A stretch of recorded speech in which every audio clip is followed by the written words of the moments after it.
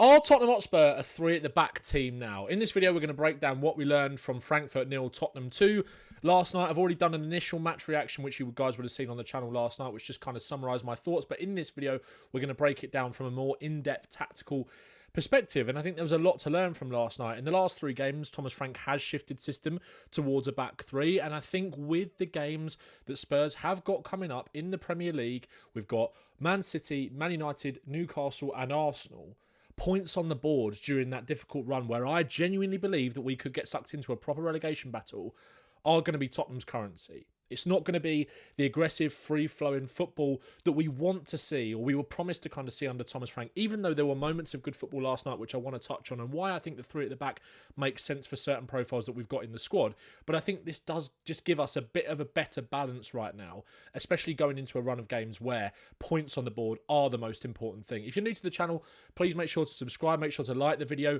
as well. Just as we were in the video last night, I'm partnering with FOTMob, who are such an excellent football app, website, whatever you want to use it for, football stats, just checking results. I use it for a lot of stuff on this channel. You can go in depth on your own team's stats, player stats, all those kind of things.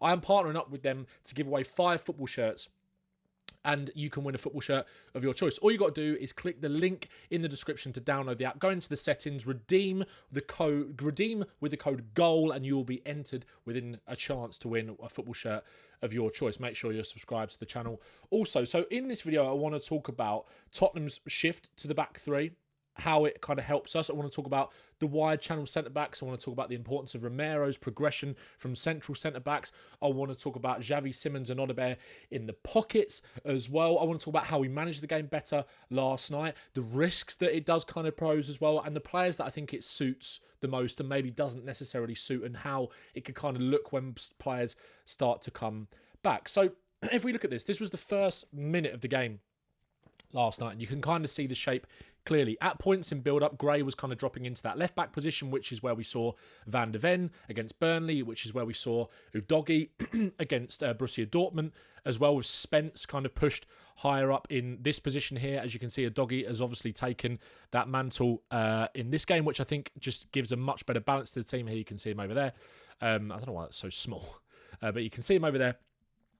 And you can see Odegaard and Xavi in the pockets, kind of playing in that triangle with Randal Kolo Muani. And as Spurs kind of progress the ball up the pitch, it becomes a little bit clearer as well. Now, I do want to say that obviously with this system, there is a lot of horseshoe kind of sideways and backwards football, especially against a team that are playing in a low block that Frankfurt did last night. But you have to rely on moments to kind of create chances and show quality. And I think that is actually what we did do to quite good effect last night. We weren't as reliant on set pieces to carve out chances as we were against Burnley. And obviously you have to caveat a lot of this with the fact that I think there is a serious drop-off between the level and intensity of the Premier League to those European sides. So it'll be very interesting to see how this does scale up against the teams that we've got coming up in the run-in. And we can kind of go into that in a little bit more detail in another video about how it kind of works. Obviously, I will do a Man City preview and talk about that in the next couple of days. But Spurs from kickoff, Paulinho kind of puts the ball into the channel, and then Spurs kind of look to win it back. And that's something I want to speak about as well. I thought our pressing was better last night too. And this is where that disallowed goal from Xavi Simons comes from in the first couple of minutes of the game. Spurs play the ball into the channel, make sure we win the second one. Sarr and Gray in that midfield. You can see Spurs are actually kind of pushed up high, looking to gain territory in Frankfurt's half as well. It's much more positive. Sarr, nice little bit of footwork away, out to Udogie there. And I also want to talk about Randal Kolo Muani in this video in a bit of detail as well, because he is so frustrating. There'll be a video later on the channel if the links to Mateta intensify, which I'll kind of talk about Kolo Muani a little bit more in there as well. But this is what I like about Kolo Muani, and this is why I've been so frustrated actually with him really during his time at Spurs. So you see him here off the defender. Gray goes out to the left hand side to Kolo Muani. Udogie kind of moves into... it's Udogie that moves into this space here in that kind of inverted position, which is also what I like him doing in that left-back role. Muani peels out wide, which I think, again, this is a position that suits him, and I think the movement that he gives across that front line can help open up space, especially against back threes as well. It will kind of help to pull teams apart. That's what Frankfurt did last night. Gray plays it out to him, and this is what the positivity that I loved from Muani in the first few minutes of the game. Picks the ball up, only has one thing on his mind, looks to drive towards the goal. Drives, Plays that little 1-2 with Gray. I thought Gray, very unassuming, kind of went under the radar last night, but sometimes that is what you want, really. Just kept it ticking over nicely, helped in the attacking third as well, gives the ball back to Mawani. He gets to the byline. You've got players attacking the box. Spence in there, Odebear in there, Xavi in there making the run, obviously, as well. But it's really good and direct from Mawani to get to the byline, puts it across. You've got two players there for the tap-in, but Xavi comes in and scores. Obviously disallowed. Here you see the back three kind of in shape a little bit more as well, with Paulinho as that right-sided centre-back. I want to talk about him as well, because I think this is a role that suits Paulinho. You see Gray and Sarr kind of in that pivot. And I also think what this does, with the fact that Gray and Sarr do like to kind of make runs to get forward into the channel, sometimes to stretch defences and help link play there, it allows Xavi the freedom to drop a little bit deeper here and kind of get on the ball to help progress from deep. That's something that I spoke about in the preview for the game, and I think it's something that we saw in Xavi's game last night as well. He can get on the ball, and then we can kind of shift it from side to side, and then we can go into the final third and then make things happen with Xavi and Odebear in the pockets. Now, staying on the back three specifically for a moment, I want to talk about the wide channel centre-backs, because obviously we saw Kevin Danso as the right-sided centre-back, Kevin Danso as the left-sided centre-back, and João Paulinho as the right-sided centre-back. And I actually think this is a role that suits João Paulinho quite well, because as you can see here, when Spurs are playing with that kind of high press, as we did last night when we looked to move it through the thirds, we were aggressive to try and win the ball back. And also in this kind of phase, in this area of the pitch here as well, we were good at winning it back. And Paulinho, this is his kind of bread and butter. And I think with a player like João Paulinho, I've spoken a lot this season about his weaknesses and his deficiencies that he brings to the team. And I don't think it's his fault whatsoever. I just think that we needed to go and sign a more progressive midfielder that offers more than what Paulinho does on the ball, right? But Paulinho kind of playing as that wide channel right centre-back actually hides his flaws a little bit more. It doesn't really expose his inability to play in kind of tight areas, which is something I spoke about last night. Say, for example, if this was Spurs' lineup and Spurs were going with a back four and it was a midfield three of Gray, Sarr and Paulinho, Simmons kind of just tucked in off the left. One thing I've spoken about Paulinho, one of his big limitations is obviously if you're playing against a team that deploys a higher aggressive press, then I think Paulinho in this area, because of his frame, because of his limited, I guess, you don't want to ever criticise a footballer for having no footballing IQ, but it's just not his game. Like, it's just fundamentally, it's not his game here to receive the ball off either the centre-backs or the goalkeeper and help turn out and combine with players to get you out the press and kind of get you up the pitch. He's awkward, he's a bit gangly there. It's just not as kind of quick in terms of the way his brain thinks in these kind of situations. He's much better when if you move him into a kind of right channel centre-back role where you simplify his game, get all of the best bits, squeeze all of the best juice out of Paulinho, where he can focus on winning duels, showing that aggression, that bite into the tackle to keep you penned into an opposition half, which is what we did last night as well. So I think this can be a system that we can use to help us dominate the ball and dominate the play a little bit more, as well as giving us that defensive security on transition. I think it works for Paulinho. I think he had a good game last night, won a lot of duels, won a lot of tackles, and him kind of filling in, that was kind of his role. And he was fairly progressive on the ball at times as well, but that's because everything's in front of him. He doesn't have to worry about receiving the ball on his back foot at awkward angles that just don't really suit him here. I think it just hides a lot of his limitations. And I think when you're trying to get results right, and I think it's kind of almost similar with moving Odebear to the right-hand side, when you want to change things, it's about what can I get the best out of these players that I've got right now? How can I kind of hide their limitations and amplify their strengths and give them more confidence? I think that's what's happened with moving Odebear to the right-hand side as well. And I think moving João Paulinho to right-sided centre-back, I think is something that can work as well. And again, it helps us kind of kept Frankfurt penned in. He can then drop back in to receive it there, and that's how Spurs can then build. Spurs then move the ball back out to Kevin Danso here. And I think with Mickey van der Ven coming back into the team, if we just kind of highlight that here, if I just scrap this, and then we go back to just the teams on paper here. Make sure to use the JLA tactics board as well. It's really good. It will help you level up your analysis. It's changing, it's evolving all the time as well. So make sure to get involved with that. James has created such an excellent kind of product here, right? So if we get Spurs into the back three shape, we move Paulinho in, push Spence up, Odebear kind of tucked in, Simmons kind of tucked in, Gray, Sarr as the pivot. Oh, Sarr's gone walkabout there. Gray, Sarr as the pivot, and then Danso kind of as that left-sided centre-back, right? I think obviously what there is scope to do here is obviously in games, I think when you're playing against maybe more dynamic, two-way, really frightening, quick wingers. I think Danso is probably better at defending the channel in that aspect, right? So you move Danso over here. Paulinho might come out, but I think he's a good option to have definitely in these kind of situations. Or I think we're going to get more out of him, I guess, by using him so the centre back is what I'm going to say. But Van de Ven can then obviously come in as well, because then you've got two wide channel centre backs that can help you on defensive transition. You've also got two wing backs that can help you on defensive transition as well. But when you're trying to break through a block, you've also got defenders that are willing to carry the ball into dangerous areas as well. And I think Van de Ven has shown that many times about his ability to just pick it up and drive with it, either from that left back role, that left sided centre back role in a 4 or a 3. And that's what Danso did quite well here last night as well. That's what you want. You want one of your wide channel centre backs to drive forward and commit and get into that block, right? And he combines quite well with Xavi here, right? It does go out wide to a doggy, and we start to kind of almost play backwards and sideways again. But Xavi has the intelligence to drop in and help Danso out and kind of link up with him. Nice little bit of one-touch football here. Danso keeps it moving, keeps the risk up there. You've got that sort of security blanket. Paulinho's back there. Romero's back there to kind of protect you. Nice little bit of one-touch football. Danso gives it back to him, and then Xavi, this is the areas that you want kind of Xavi in. Either he can win a free kick, get away, create some separation, maybe get a shot off, right? But that's good from Danso. That's what you want from these wide channel centre-backs when you're playing in that kind of lower block. You want them to be able to carry the ball into these in forwards to kind of help break that block open. And in terms of helping to break that block open as well, this is where you want Xavi and Odobert operating in the pockets. Again, you can kind of see Grain is now dropping in to that back three to help Spurs build out. So what we saw again last night, and what we've seen in the Champions League under Thomas Frank, and why our best performances have come there, as well as the lack of quality of opposition, as well as the fact they want to play football, it plays into our hands a little bit more. Last night, like I said, Frankfurt were more reserved, which, you know, they had nothing really to play for. It was a bit of a confusing kind of game plan from them. But we have played more kind of free-flowing football, and there's been more freedom within that structure. It's not felt as rigid. Our best players have been able to kind of drop into areas that kind of suit them here. There's just been a lot more freedom within that kind of structure, which is more about what we saw under Ange Postecoglou. Similar principles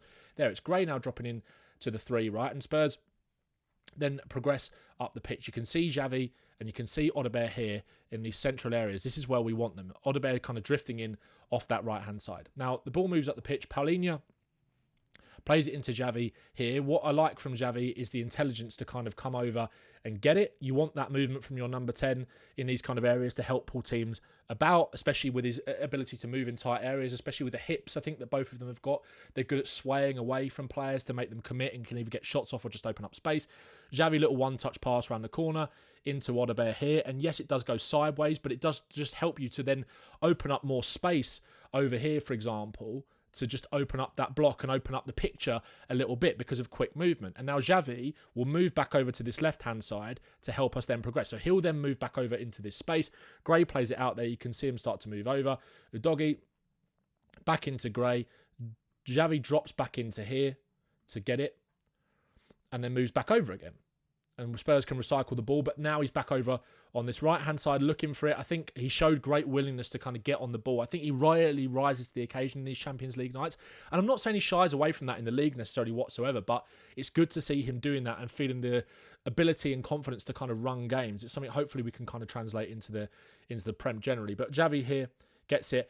You think he's going to lose it, but then he's able to turn. And I think that freedom of having Xavi in these pockets to operate kind of where he wants is just so helpful. Xavi thinks he's going to lose it, gets away from two players, commits it, and then opens up the crossing situation where Spence can put a ball across, comes back to ground the edge of the box, Sarr blazes it over. I want to kind of come back to this as well with Pat Matasar because he had a few wayward shots last night. Now Romero stepping up, central centre-back. We've got them pinned in where we kind of want them, right?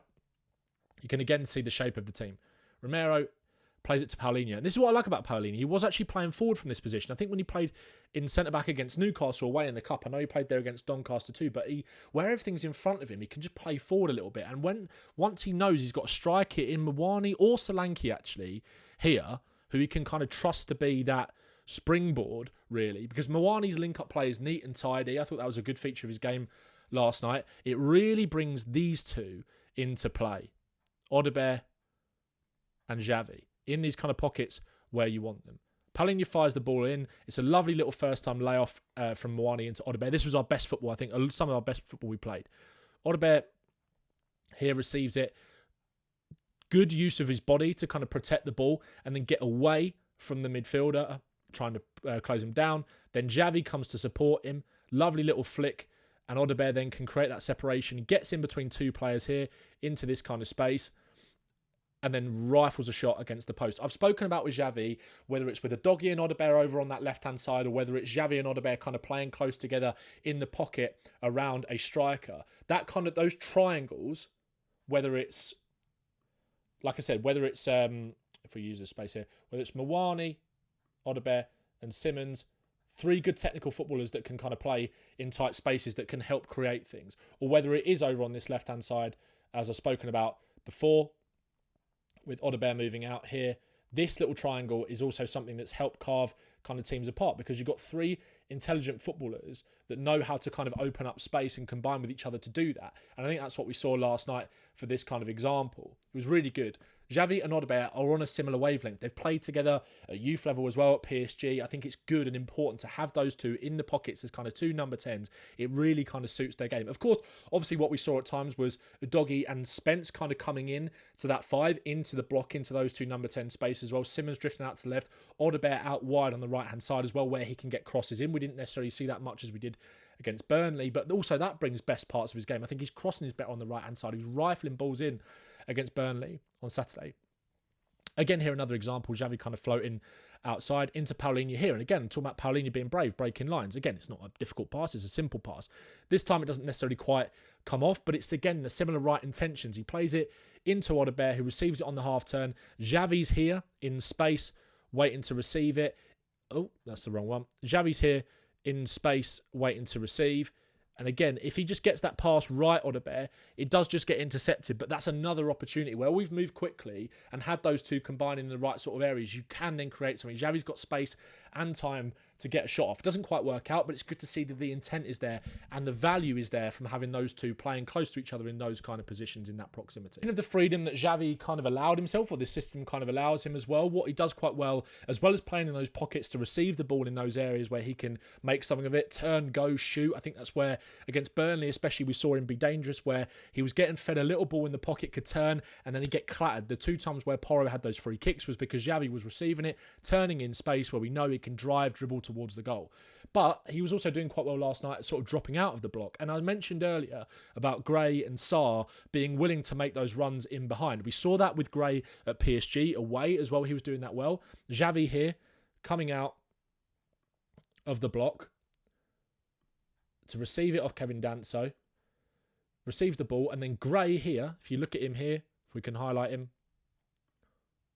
he's making this run in behind that Frankfurt block. That's what I do like about Gray. Sarr will do it as well, maybe on the other channel, but Gray has shown really good willingness to do it. That's why I quite like him as a bit of a box-to-box midfielder. Xavi can dink the ball over to Gray, and then Gray gets in, cut-back chance from the cross. Doesn't necessarily lead to anything, but again, Spurs sustaining that pressure. And I think Xavi kind of playing the game at his own pace, at his own rhythm, beating his drum to the... Is that saying? Do you know what I mean, though? He's kind of dictating the rhythm and the tempo of the game. He's kind of playing it at his pace, which is good. Intelligence to drop into the right areas to make things happen, and utilising the strengths of the other players around him. It could be a Doggy as well, who can kind of make that third man run into the box. He's good at that. If Gray wants to then go and hold the width, it does open up options for Spurs, and it's good to see Simmons dropping there and showing his intelligence. Another example of what demonstrated what I think Xavi Simmons did really well last night as well. Again, you kind of see him having the freedom here to come and pick the ball up a little bit deeper. Paulinho is kind of pushed on a little bit more out on this right-hand side. Again, like I spoke about earlier, you've got a Doggy and Spence here that are then occupying those 2-10 positions. So again, there's freedom within that structure, which is kind of good to see to help undo that low block. And what I do like as well about Wilson Odebear here is that he's taken it upon himself to then go out to this left-hand side to create new angles, to make things happen. Talk about that freedom again. That's what was kind of brought back with that performance last night. And Gray can take it over to him. Odebear can face up his man 1v1. And again, Simmons has the intelligence to drop into this little pocket there. Odebear recycles the ball out to Xavi, and again, instead of just kind of Xavi taking a touch and then maybe playing it to Sarr, and then Spurs try and work the angle, and it is a bit horseshoe. Like I said, it was horseshoe football at times, but sometimes that has to happen when you're playing against low blocks, which is why it's so imperative that you've got a player like Xavi, who in tight spaces with men around him, he's got two men kind of crowding him out here in a difficult space, he can still, without looking really, play this really nicely timed reverse pass, a nicely weighted reverse pass into Mawani, who can then get in, can play it back to him, and Spurs can just move them about, manipulate the block a little bit. That's what Xavi helped us do well last night. He can then play it off to Sarr, and then Sarr gets a shot in from distance. Sarr's shooting radar, a bit like Xavi's has been recently, to be fair, was really off last night. There was a chance that Sarr had, which we'll come to in the second half as well, which was a bit too easy for the keeper to save. But I do just wonder about Conor Gallagher in these positions, because I think if he can kind of stay, if he can sort of stay a little bit deeper, allow Xavi to kind of help us manipulate the block against teams that are sitting in against us. I think Gallagher's shooting is better from these positions than Sarr, and I think that's maybe one of the reasons why he was brought in. His shooting from outside the box is good, and Sarr not quite so much, as was evident in that game last night. So it got me thinking about how Conor Gallagher can kind of maybe fit into this. Do you play him with a Gray? Do you play him with a Sarr potentially? Do you play him with a Paulinho? I don't really know at this moment in time, but Gallagher in these kind of positions, I feel like you're going to get more out of than Pape Sarr, even though I thought Pape Sarr did some things well last night. In terms of unpicking the lock, undoing the kind of block, which again is not something that we're necessarily going to face too much against the likes of Man United, Man City, Newcastle. I mean, Newcastle, to be fair, I think could be a good example of this, actually, because I think they probably will kind of come and sit back and hit us on the break. You are going to need players to be brave and play the ball forwards and step forward Romero in this central centre-back position. Obviously, we know our midfield progression has been a big issue this season, for sure. Romero completed 14 progressive passes last night against Eintracht Frankfurt from the left centre-back position on Saturday. And shout out to Spurs Statman on Twitter, I think you might have seen, who put this bit of data together. He only completed 3. So I think having him in that central role, where we've got teams pinned in, where he can step up into midfield and help us play the ball through the lines. There's been a lot of clamour to play Romero in the 6, play Romero in the 6. I don't buy into that. But in the system like this, in a back 3, because under Conte we used him as a right-sided centre-back, as a central centre-back, I think you're going to get a lot of value out of his progressive passing, especially when you've got Xavi and Odobert in the kind of pockets. And again, you see a good example of Spurs' pressing here. We win the ball back. And Romero obviously steps into this central role, as we know. Romero, great disguise on the pass, because like I said, a lot of what we saw last night at points, which was a bit frustrating, was horseshoe football. Let's play it out here, and let's play it out here, and then what we'll do is we'll come back in here, and then we'll go back to Romero, and then we'll play it out wide, and then we'll go around that way, and we'll try and break them down. But this is why you need players to take risks. Romero, really good disguise pass. He does this so well, where he kind of just wraps it, and he doesn't really show his hand, if you know what I mean. Good disguise on the pass, wraps it into Mawani, and this is what Mawani does well as well. I'll come on to Mawani in a minute, 'cause it's so frustrating. Pops it off first time to Sarr. Good technical security, and then Sarr wants to have a dig. But Romero, again here, stepping up into this kind of position, orchestrating. Again, if I can zoom in, you can see what he does really well with his body language. He's always kind of doing this. He's trying to orchestrate things. Xavi does this as well. And then what you see, he's telling Mawani to drop. He's telling Mawani to kind of come into this area, because Mawani's ability to be that backboard, be that springboard. I'm not as worried about it, right, with Solanke now back. So I think Solanke's link play in tight areas is good, but we saw it with Mawani last night. Romero plays the ball into him, pops it off to Sarr, again, back into Mawani, and then as we saw with the fluidity in this front 5, which has been a feature of our Champions League play, obviously Spence now occupies a more central position, moving this ball quickly in that block, playing forwards, being aggressive. It means that you then can get the overloads in the wide positions that you want, because once Mawani gives that off, Sarr can then play this ball out to Odobert, and Odobert has got way more space to kind of play in, way more space to make something happen out here.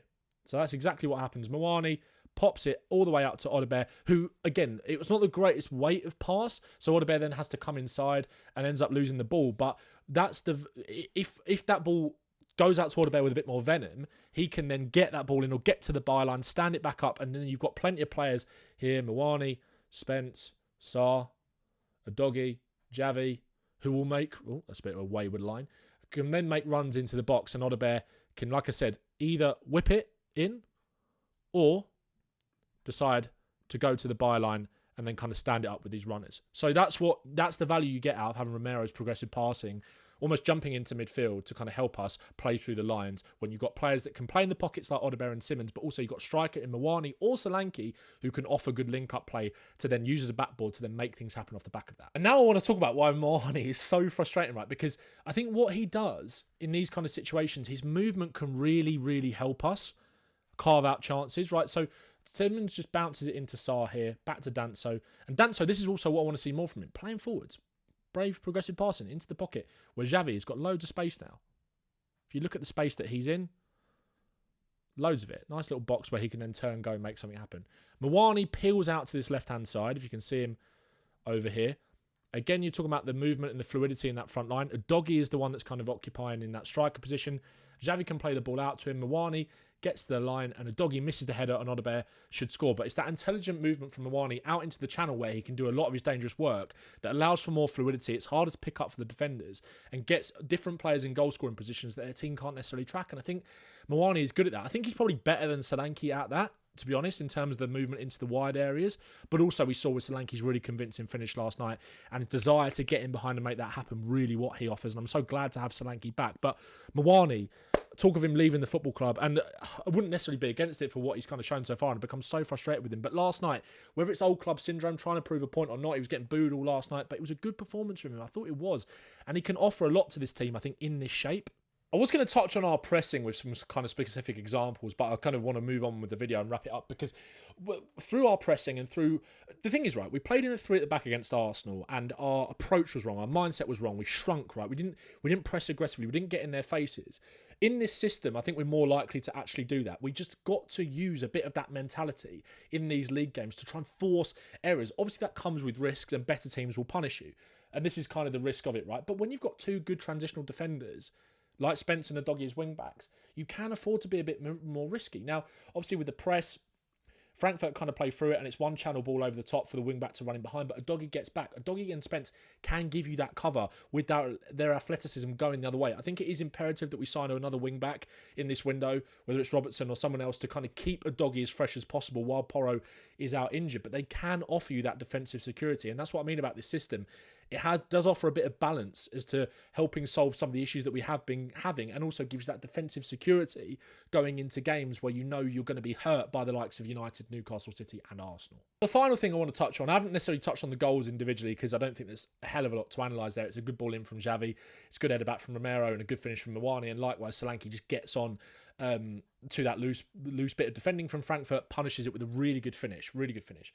But one thing I want to speak about, look, Spurs did kind of go into their shell a little bit after the goal, which is disappointing, right? You see us kind of defending in this 5-4-1 shape, kind of tucking back and allowing Frankfurt onto us a little bit. And I think we did this for the first sort of 10 minutes of the second half, and it's a bit frustrating. But I do think what we then started to do after that, we did actually have more possession. We did have more control of the game in their opposition third, which is something that I didn't think we had against Burnley as much. Xavi was just slowing the game down, getting on it. But also we were still creating chances. Like Jed Spence was showing that bravery to kind of get in behind. Gray playing that little clip ball in the channel, right? And we still were looking to be on the front foot and aggressive, and our press was still good.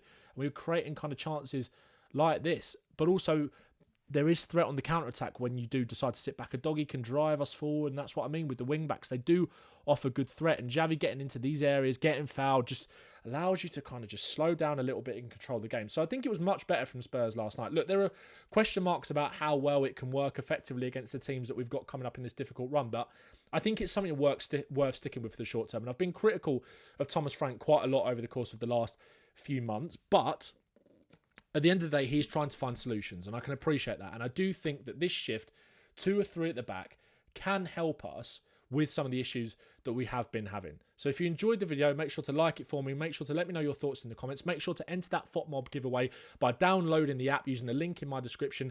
Type in the code GOAL to redeem your chance to win it. That's how you go in settings. All the instructions are in the description for that. FOTMob, great app, partner on this video. Thanks so much for the support, and I'll see you in the next video. Make sure to like and subscribe.